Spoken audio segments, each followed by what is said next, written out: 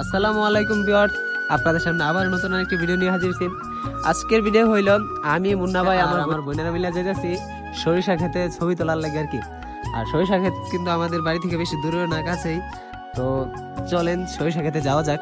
মুন্না ভাই কিন্তু ভালো গেট আপ সেট আপ লই আইছে, আমার বোনও দেন পুরান কাপড় চেঞ্জ করে আবার নতুন কাপড় পরে বসছে ছবি তোলার লাগিয়া। ছবি তোলানোর লাগে কত পাগল। আর সরিষা ক্ষেত কিন্তু আমাদের থেকে বেশি দূরেও না।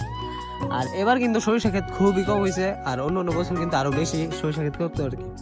এই ক্ষেতগুলো দেখতেছেন যে খালি বই আছে, এগুলোতে কিন্তু অল্প সরিষা হইতো।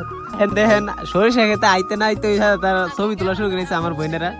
আর দেখেন ফুল ছিঁড়াও শুরু করেছে। আর আমাদের মুন্না ভাই ফটোগ্রাফার, মুন্না ভাই কিন্তু বেশি বেশি ছবি তোলা দেওয়ার লাগে তারা আমার দুটা বোন ধরে আইছে।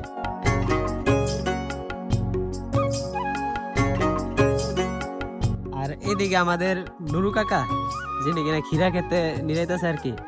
আর ক্ষীরা গাছগুলো কিন্তু এখন অনেক ছোট ছোট, তো এই ক্ষীরাগুলো কিন্তু রমজান মাসে আসবে আর কি।